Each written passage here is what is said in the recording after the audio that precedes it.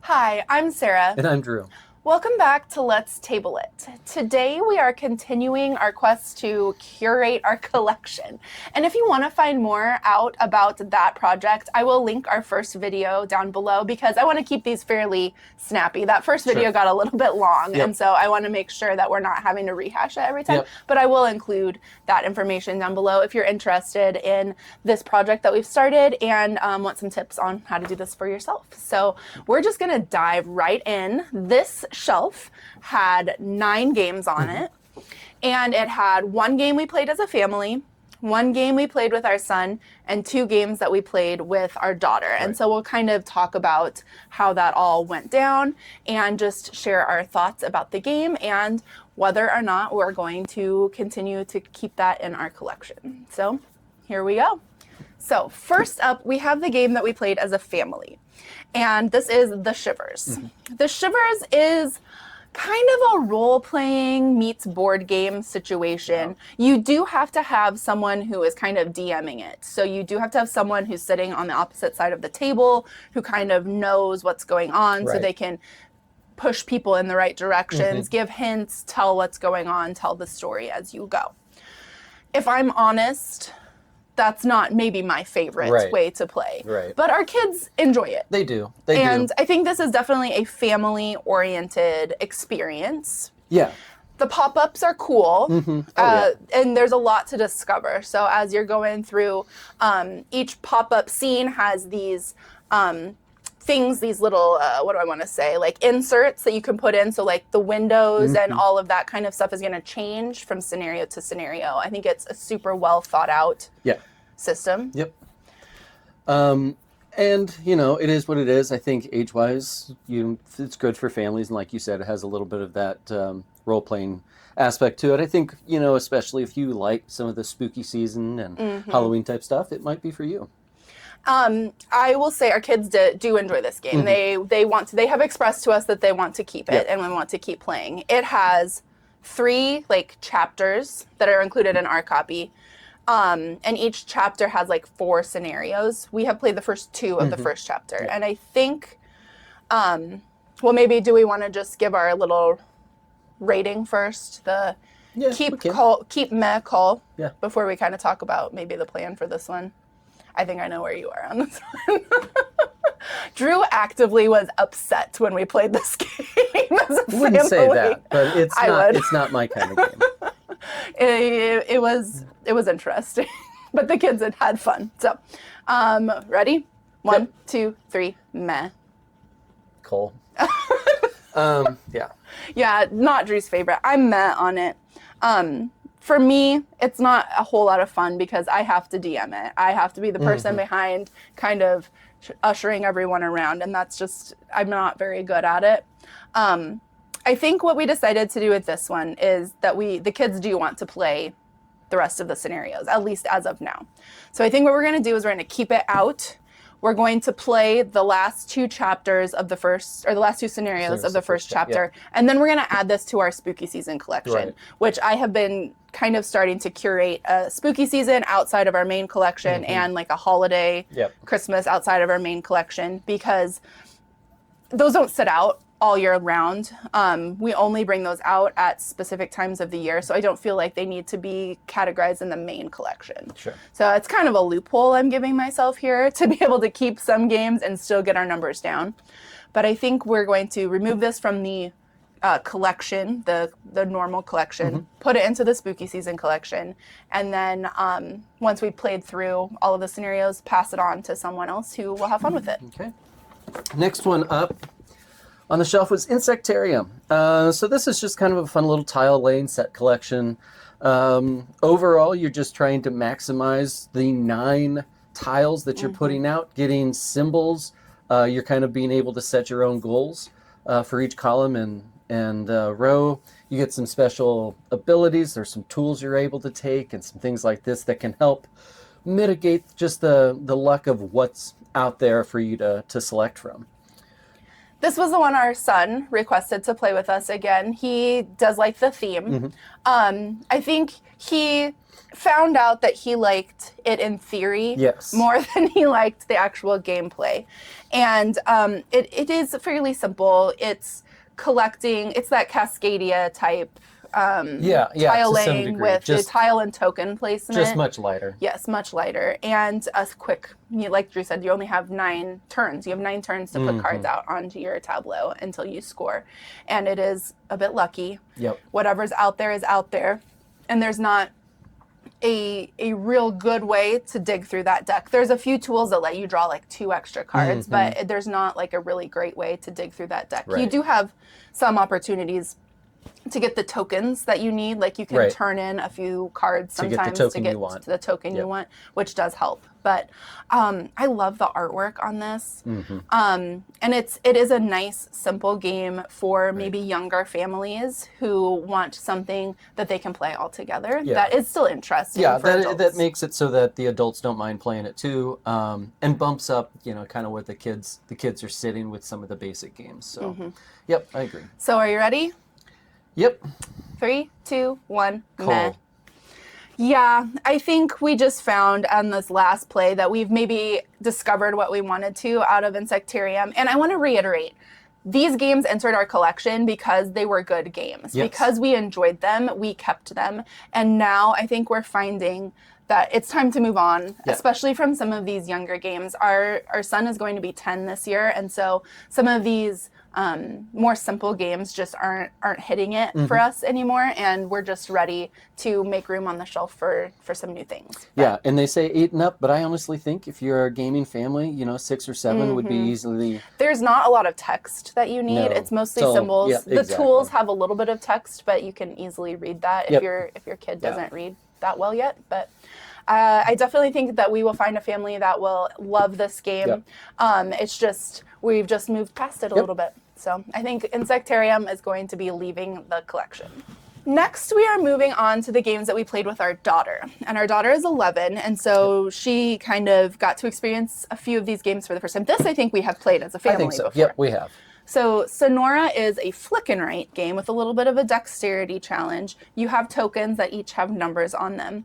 And that number is the kind of the number of things you'll be able to mark in the section that you end up flicking your token into. And so you do the whole round of everyone flicking all, I think it's 5 of your tokens, and then you score. So even if you get a really good flick, someone might come around and bump you off of that spot. Sonora is so unique, and I do love the artwork. And the roll and, or the, not the roll and write, the flick and write, the writing part, the combos that you can get are really satisfying. What did you think? Yeah, I like that little added dexterity. I don't think you see that a lot with some of the, the whatever in writes.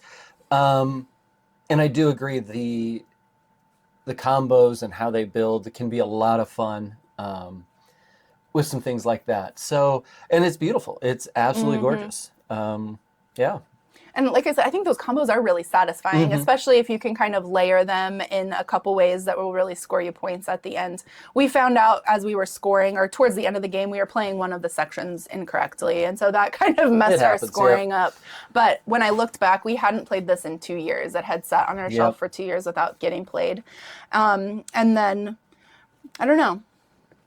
It's one that I think there's just so many in that, whatever and write and things like this. And this, compared to some of them that are 20 minutes, this is a longer game. It's a little longer, and it's bigger. It takes up more space just because of that board that you're flicking onto. So, are we ready? I think so. Okay. 3, 2, 1. Meh. Call. Yeah, this is one that I have enjoyed, and I do enjoy playing. But like you said, we just don't get it tabled. And so for that reason, it probably will be cold. I wish that wasn't the case, but at the same time, you got to be honest. And that's how it goes. I think as I first looked at the set of games that we were playing for this shelf, I was like, man, I don't know if we'll get rid of any of these. We really like these games.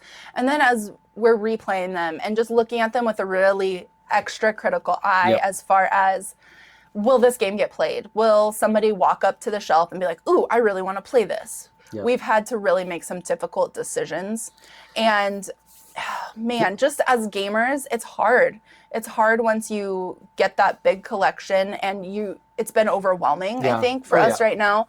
Sometimes we stand at that shelf and we're like, oh my gosh, I don't even know what to pick.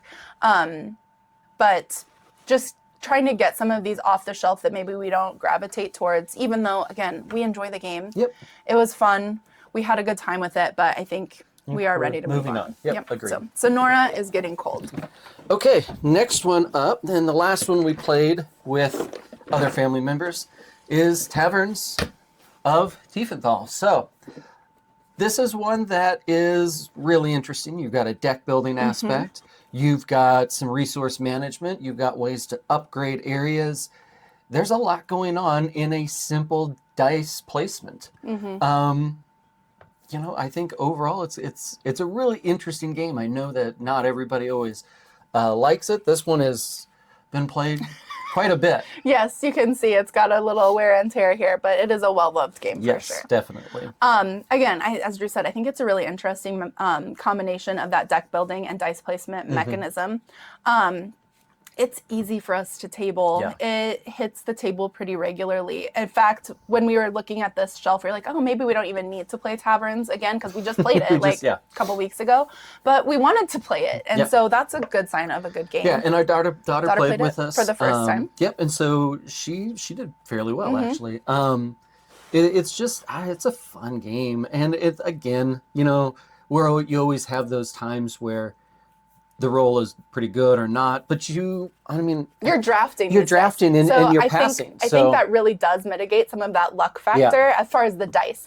Like I had really bad draws this last game with my deck. Like I was just going 3 and out every single time, and you feel like that shouldn't happen, but it did happen to me a lot. And so you just have that luck that is going to be there. You do have a few ways of mitigating it. You can discard a token in order to redraw your hand. So you could take all those out and then just start fresh again. But it's definitely been a family favorite. So are we ready? Definitely. 3, 2, 1, keep. Yeah. Taverns will be sticking around for us. It's just going to be an evergreen. I don't see this leaving. It's a fun game. There's great mechanisms. We like the theme. It's just kind of, it's fun. I'd have to go back and look at when we bought it, but we've had it for over 5 years for sure. And it still hits the table with regularity. And my one thing I will say is, this was the game that really taught me that reviewers don't always mesh with our taste, because a fairly famous reviewer did not like this game, and I almost did not buy this game because of that. But I saw it on sale, and I watched a couple playthroughs, I watched some other reviews, and I thought, I think we would just really like this, and we have. And so always look for those second opinions. If you think something is going to mesh with you, just, look around. You don't have to take one reviewer's word as gold for every single game that comes out on the market. You never should, really. So definitely dig deeper if you think something looks good, but maybe got a bad review. Maybe see if someone whose tastes mesh with yours really well enjoyed it, and go from there. So my little cautionary tale with Taverns of Tiefenthal. Okay, so we're moving on to the games that just Drew and I played as a couple, and Shifting Stones was one that I got recently. I had played it on BGA, and I had bought a couple secondhand games, and the person was like, well, hey, is there anything else you want? Because it really wouldn't affect shipping that much. So I was like, yeah, throw in Shifting Stones. I enjoyed that on BGA. And then I set it up, and we played it, and Drew did not like it. It wasn't my favorite. All. But we played it again for this project. We gave it a second shot. And it was better. It was definitely better. I felt like I had a better grip on things. It's just a little different in how you go about things. The cards you've got can be used for scoring or for moving, or so the multi-purpose cards, I think I grasped a little bit better this time, and just understanding that you've got to move through some of those and just keep going. And as things start to move and take shape, your plans that you thought you were set up for, you just can't be You can't be married to those No, plans. definitely not. So in Shifting Stones, you have a grid of 9 double-sided tiles, and each side is a different color. And so with your hand of cards that you have, you can discard cards to swap tiles or to flip a tile over. Right. And then the swapping has to be adjacent. You can't just swap across the board. And then those cards also have a pattern on them that has a point value. And if you can make the stones look that way, you can then play that card and get those points at the end of the game. Right. And so, you know, I have a high point card here, and I'm getting everything set, and I'm like, okay, I need one more move, and I've got it, but I keep that card in my hand, and then Drew takes his turn and completely messes Moves everything up. Yep. So that can be frustrating if you don't really know that going in, but on repeated plays, you kind of know, okay, if I can't get it on this turn, then maybe I don't necessarily bother with it because I don't know what the board's going to look like on the next go around. Yep. So I enjoy it. I think it's kind of thinky. I've played it solo too on BGA. We also did put it into one of our small box travel things to see if it would fit, and those tiles did fit. The tiles and cards did fit into one of those, so I think it is could be a fun I think so too. travel game. It doesn't take a ton of space. You just need a little bit of table space for that grid of your stones. So, are we ready? I think so. Okay, 3, 2, 1, keep. At first I was probably going to say Cole, but after this last play, it wasn't so bad. I'm not going to say that I'm going to reach for it, but if you ask to play, I'll play. You know, I won't be repulsed by it.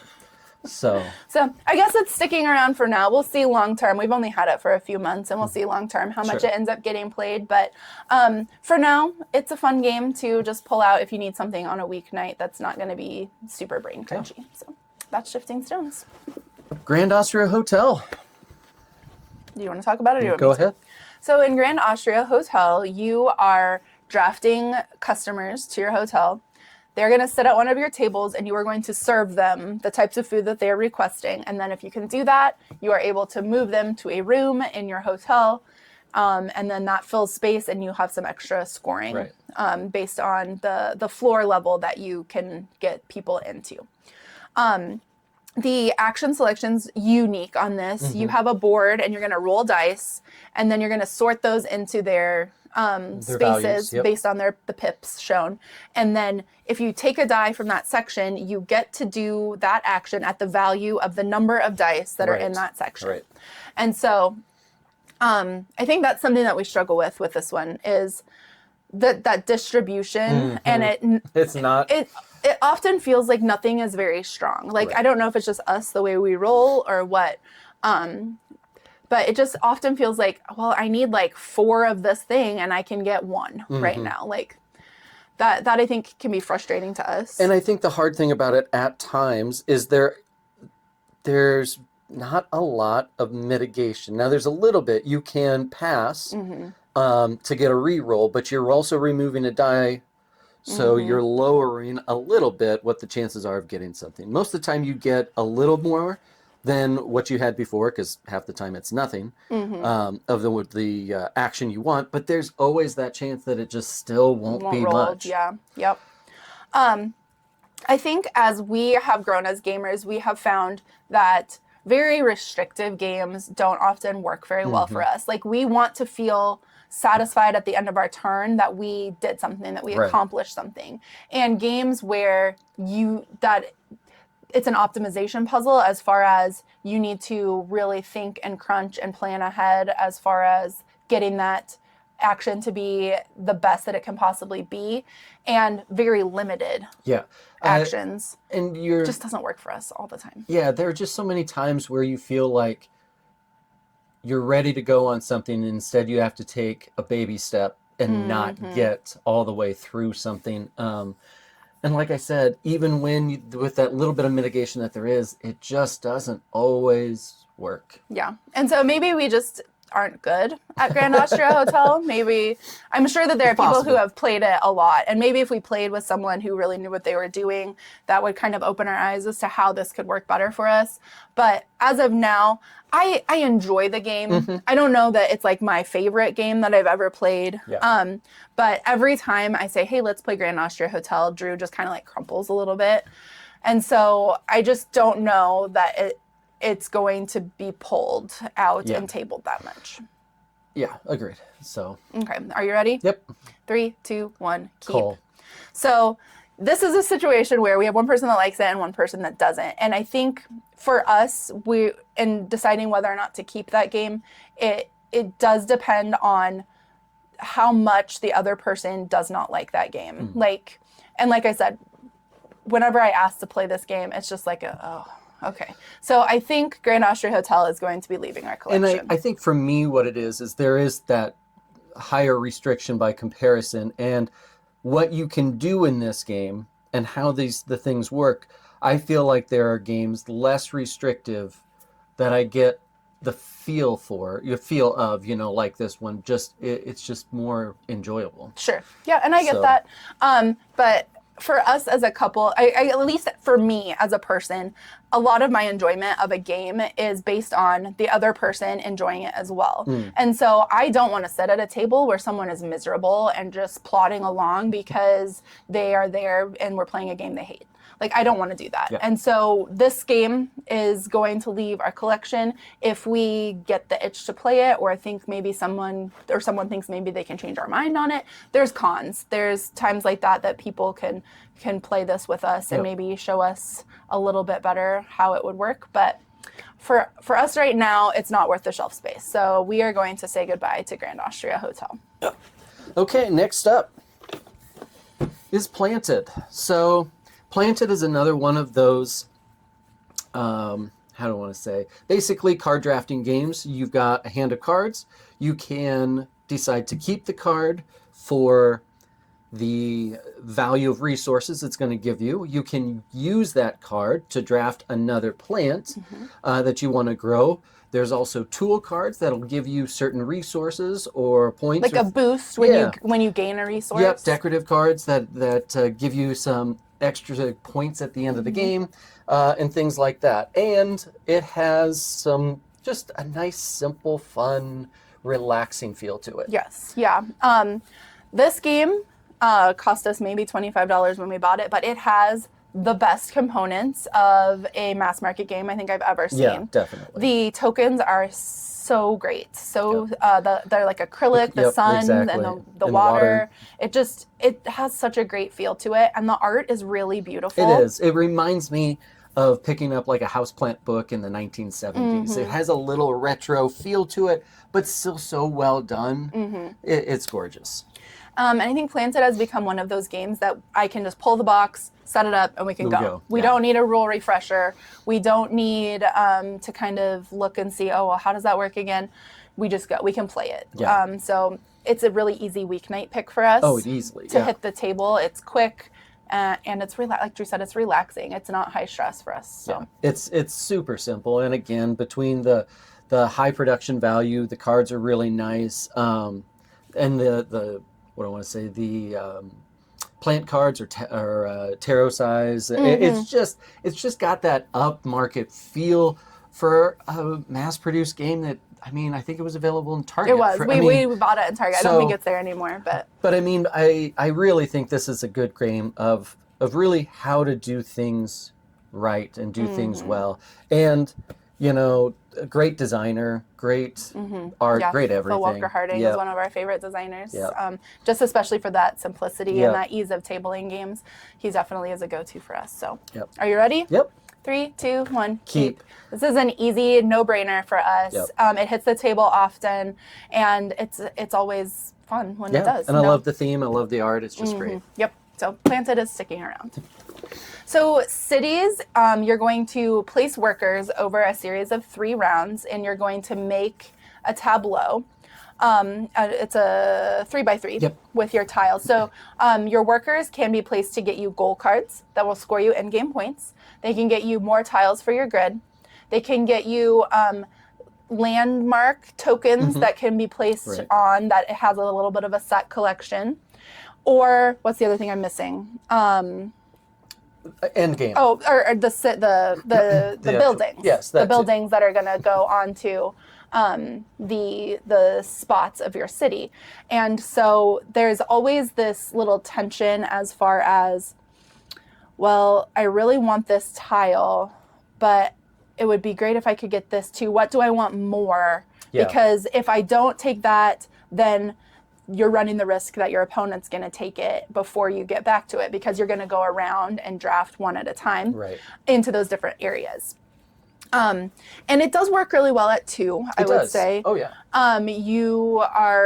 You do, instead of just doing one tile at a time, or one thing from each section at a time, you're going to do 2. So you're going to place 2 workers in each section, each round. And like I said, that's when you have 3 rounds. Whereas if you have a longer game or have more players, you're going to have a longer game. You're going to have more rounds of play, because all of those things are going to be taken before you can get a second one. So I think at 2, it plays really quick. Oh, it's smooth at 2, yeah. And then you also have some goals for the overarching game that are based on different cities. And so those cards are double-sided, and each one has 3 different goals on it. And so there's a lot of variety. Yeah, the variability here and being able to, the replayability and things, just, it's really good overall. I don't think, again, I just don't think that between the playtime, which honestly with a 2-player game, half an hour is probably close to what you do, the replayability, and things like that. This is not, I don't know what the win-loss is on this one. Yeah, I'm sure it's probably pretty even, actually. Yeah, this is one that, even if, like in the last game we played, I get just wiped, I don't mind. It's fun, it's simple, at the end you've built this tableau, you've got feel the accomplished. buildings. It's just fun. The one negative I will say is sometimes you are forced to draft something that is of no use to you. And so that does not feel super great, but it's so minor that it's not going to count against you. It's just not going to count for you towards the end of the game. But in the fact that you might have to do that once a round, but that's 1 out of 4 placements. It's not, it definitely doesn't feel like the end of the world. No, definitely. So. And another Phil Walker Harding. Another Phil Walker Harding. So, are you ready? Yep. Okay, 3, 2, 1, keep. It's another good weeknight game. Yeah. And it's bright and colorful, which I do like on the table too, especially right now we're kind of in the dreary winter months. And so getting something bright and colorful out is a bit of a mood boost too. So, Cities is sticking around. The final one for this shelf is Aquatica. This is another beautiful game, and really it's well, essentially tableau building and deck building and things like that, and how you use the cards and the combos as you go on. The first few moves don't feel like a lot, but as you start hitting that mid to late game, man, you are just moving things through left and right. Sliding those cards, using their abilities, being able to then score them.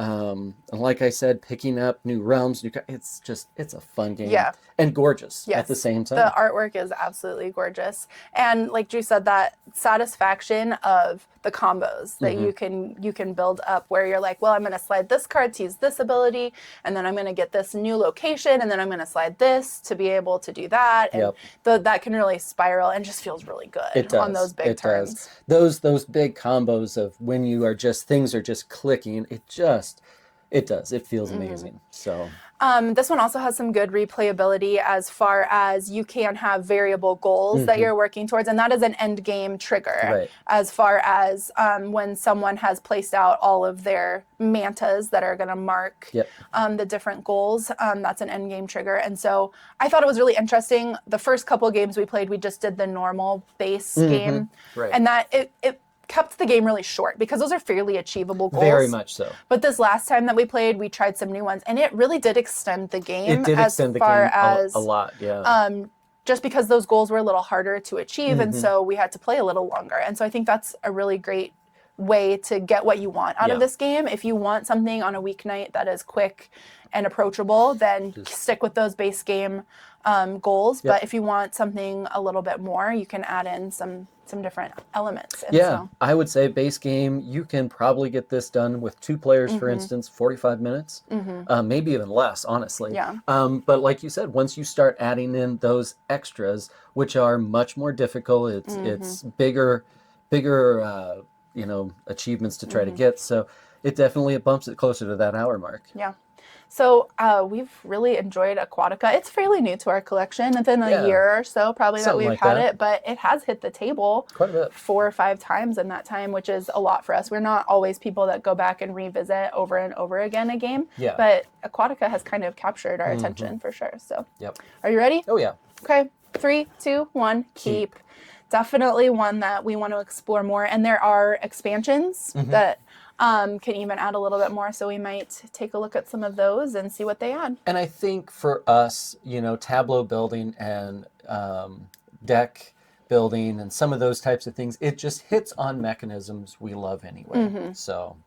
Yes. So that is Aquatica. It will be sticking around. Okay, a quick little recap here. We had 9 games on this shelf. Yep. 3 of them are culling, 3 of them are leaving. So that's a pretty big percentage. And like I said, I did not expect that when we were first looking at this shelf of games. No. I really thought we would struggle to cull from this, but I think just replaying it, it helps us remember what we like or what we don't like about a game and just realize when it's time to move on. And I think being just super honest about things. I think for me, I felt for a long time like, well, we got to keep Grand Austria Hotel. It's a classic game. Everyone loves it. So. But if it doesn't hit, it doesn't hit. And so that honesty factor's got to be there. And we have to be honest with ourselves about the types of gamers that we are too, because we don't want a shelf full of games that we dread playing. Like just because it's a classic and everyone, critical darling, everyone loves it. We don't necessarily want to keep that on our shelf if we personally don't want to play it. Right. And so just being super honest about that kind of stuff. And then we do have one game that is getting moved to a special collection.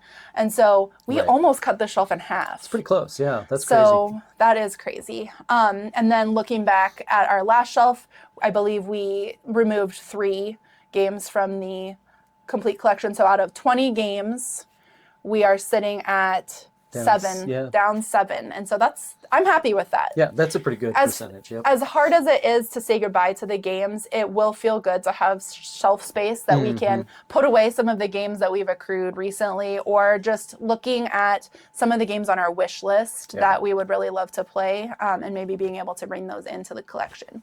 And so I'm happy. I'm happy and sad at the same time. I mean, I know it's hard to say goodbye to these games that we've loved, but when it's time, it's time. Definitely. Yep. Okay. Agreed. So again, if you want to learn more about this collection curation challenge that we've set ourselves, I will link that video down below, and it has a few tips too if you'd like to do this for yourself. But we got to get started on our next shelf. Yeah. So I think that one's going to be a pretty exciting one for us. But we're going to set those games up and get to going so we can make our next video. Thanks for watching, and we'll see you at the table.